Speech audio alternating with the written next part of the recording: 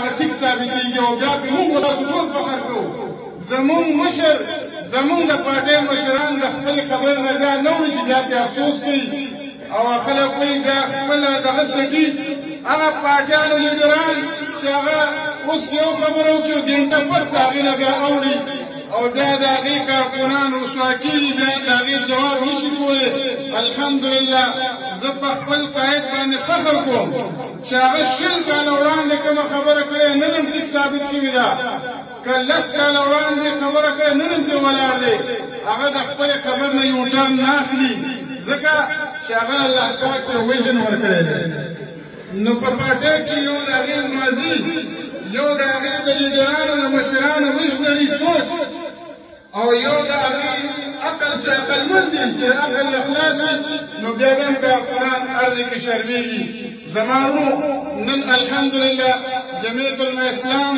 دا یو داسې جماعت دی چې خپله ماضي لري او په دې صوبه کې موږ وړاندې یو حکومت تېر شوی دی.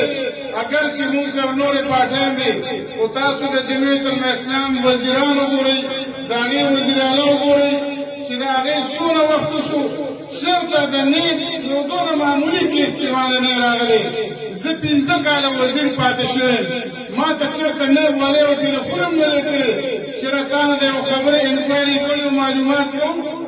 او زموږ نه بیا وروسته حکومتونه تېر شوي تر اوسه پورې دا حکومت کې چې کوم دي دا نیب والا ګیر کړي هم دي نیولي هم دي ریکوري هم ترې کړې ده او اوس هم رسوا کېږي زما ورونو. نو بیا زما کارکون به په اوچتو سترګو ګرځي ځکه چې د هغه مشران د هغه وزیران د هغه MLA-ګان د هغې سینیټران هغه دیانتدار دي. هغه په یو شي کې په یو بدنوانۍ کې په کرپشن کې ملوث نه دي. نن ځکه په دې وجه باندې په پاکستان کې یو واحد زموږ مشر دی چې هغه کلک ولاړ دی او د چا نه هم نه یېرېږي نه د چا نه بلیک میل کېږي. او ورځ وګورئ په اسمبلی کې چې کله د ایکسټینشن مسله راغله نو هغه خلک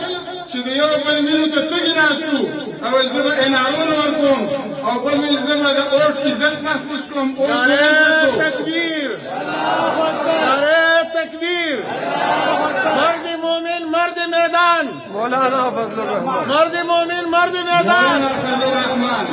زما ها خلک چې چا به د اوټ د عزت خبره کوله او چا به د جمهوریت خبره کوله چا به د پارلیمنت د بالادستۍ خبره کوله هغه ټول یو شو او د ایکسټینشن دپاره یې لبیک وویلو د جمهوري اصول نه ماورا ټول یو شو او یو بل ته یې غلې ویل. زما واحد قاعد و چې هغه په خپلو اصولو باندې ودرېدلو هغه د پارلیمنت په بالادستۍ باندې او په سیول سپریمیسي باندې هغه سودهبازي ونه کړه. نن په دې وجه باندې زه د خپل قاید په کردار باندې فخر کوم. زما ورو هغه خلک چې هغې به د تبدیلۍ خبره کوله د هغې وزیران هغه جیلونو ته لاړل. اوس په خپله د پارټۍ په مشر باندې کرپشن کیسونه دي هغه نیب اوس نوې قانونسازي وکړه او خپل خلک ترې بچ کولو کوشش کوي. یو په ټوله صوبه کې یو د PRT منصوبې شروع کړه. زه واحد په پېښور کې هغه کس وم چې زه د دې خلاف کورټ ته لاړم عدالت ته لا 2 ګزه ځمکه یې هم نه وه کنستلې ما ولره ټول دغه څونه انجینران وه ټول مو له فیل کړل او نن ټول قوم ده ومنله چې دا PRT دا 2 نمبر منصوبه ده په دې کې تاریخي کرپشن شوی دی او ټول پېښور یې تباه و برباد کړو. نن په پېښور کې څوک په خپل ګاډي کې هم حرکت نشي کولی د موټر سایکل سړی هم نشي کېدلی د پېښور تجارت یې تباه و برباد کړو. زما ورونو په دې وجه باندې نن د جمعیت الاسلام هر کارکن هر عهدیدار د هغې هر مشر هغه نن په اوچتو سترګو باندې په دې ملک سیاست کې ګرځي او دا خلک وګورئ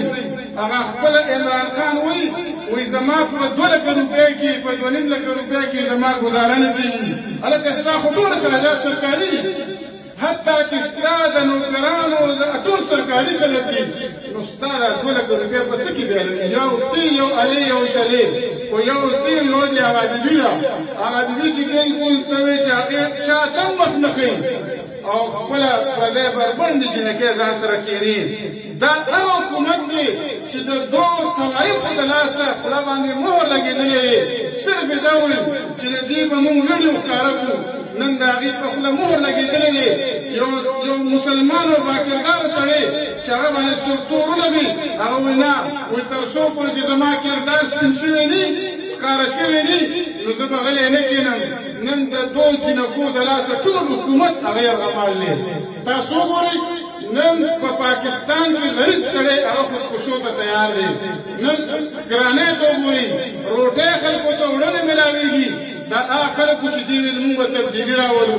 الله په فضل باندې تبدیلي به صرف او صرف جمعیت الاسلام راولي زما تاسو ټولو ته مبارکبادي بیا پیش کوم او خصوصا محمد خان ته